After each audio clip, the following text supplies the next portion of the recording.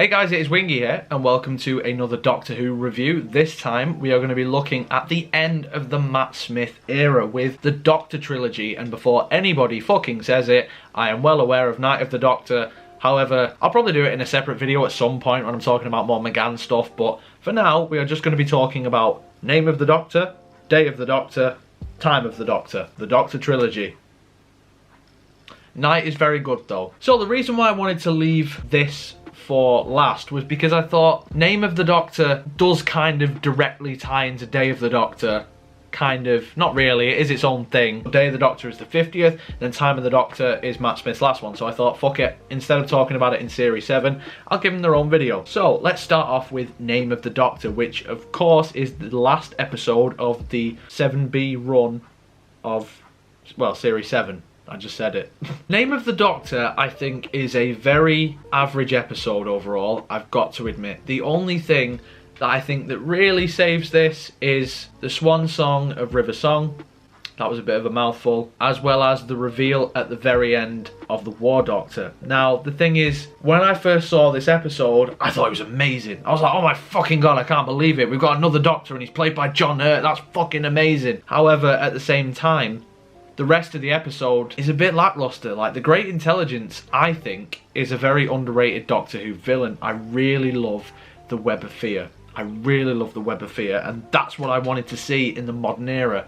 But on two occasions now, in the Matt Smith era, it's returned, and it's been a bit shit. It's disappointing. It really is disappointing, especially when it's Richard E. Grant as well, who's been wasted. I do kind of like the idea that the Doctor has a grave out there. I think that's quite an interesting idea because, well, of course the Doctor's going to have a grave out there, you know? Like, he goes around the universe all the time, messes with time, obviously, because he's a time traveller. And I like the idea of there's one place that you should never go if you're a time traveller, and that's your grave. But the thing is, what I thought about this episode that really annoys me is the fact that this is kind of the beginning of Clara becoming overly important whilst also not having that much character. Like, it's revealed that she's the one who saved the Doctor all throughout his life. That's shit. Like, this is a character that at this point we'd had, what, 6 episodes with? If that, maybe a few more, 7, 8 at the most. And what you're telling us, Moffat, is that this girl is the reason why the Doctor has lived as long as he has up to this point, which is because she's interfered and saved him. No, fuck you for that. That's not a good thing. Seeing various different clips of Doctor Who history with Clara badly CGI'd into them is awful. Especially when you see shit of people clearly in a Colin Baker wig and coat wandering about. I think it is one of those things in Doctor Who's history that was a massive misstep for Moffat. I really, really do. It's him getting overambitious and trying to do something that he thinks is actually really clever when in actual fact it's just going to piss off people who actually give a shit about Doctor Who lore. So if you ask me what I think of this, no, she doesn't save the Doctor throughout his entire life. Does it say that on screen? Yes. Is it canon to me?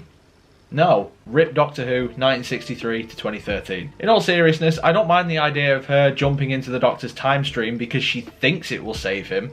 That could be an interesting idea, but overall, no. The stuff with River Song, I actually really like. I really like her in this because it feels like her last appearance. Obviously, it wouldn't be, typically. I do like that there is that finality about this story for River, and I do like the interactions between her and Matt Smith. I think they're very sweet, if I'm being totally honest. You guys, if you watch my channel, you know exactly what I fucking think of the romance aspect with the Doctor. I absolutely hate it.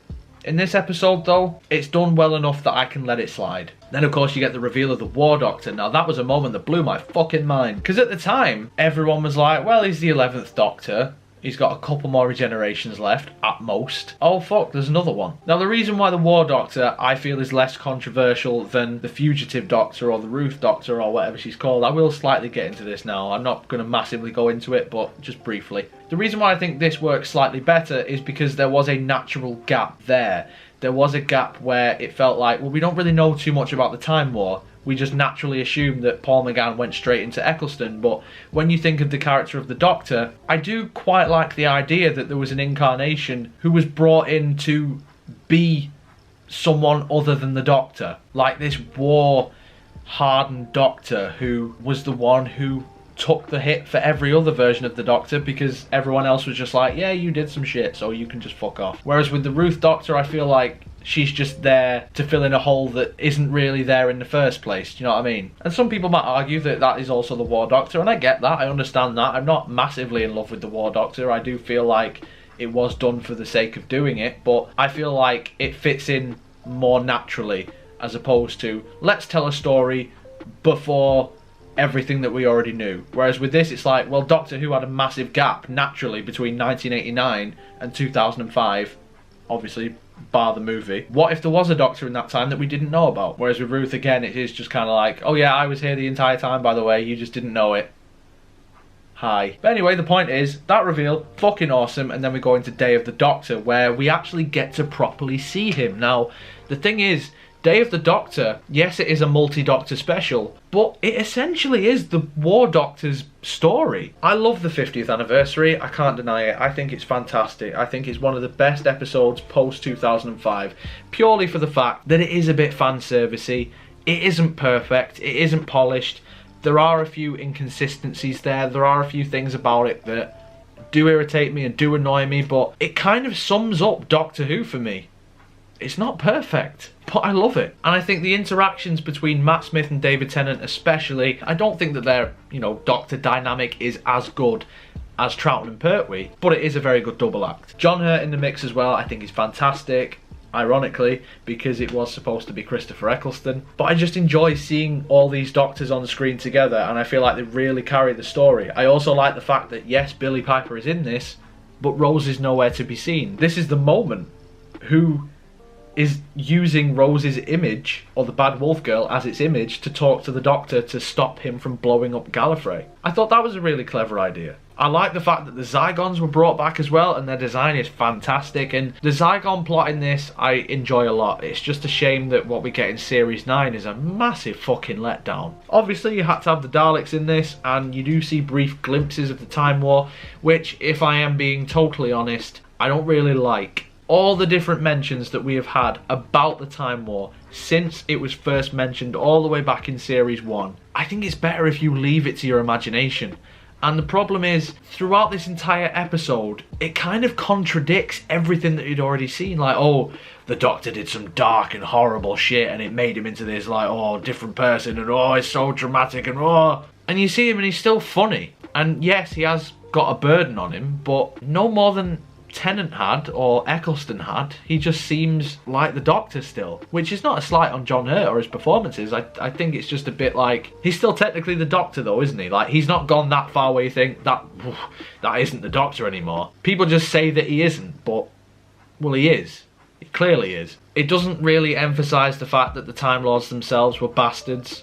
I know it does briefly mention what happened in the End of Time. You don't really feel like this is any different to any other war, just in space with lasers. You don't really feel like the Time Lords were manipulating time, or like there was the Nightmare Child and all this sort of stuff. I mean, the budget probably would dictate otherwise, but I feel like there's some really interesting stuff that you could have shown with the Time War. Like, in terms of your imagination, the possibilities with this Time War were endless, but it just looks like a generic space war, which I don't particularly like. The actual plot of it, though, is very Moffat, but very Moffat when he's calmed down a little bit and he sticks to one thing.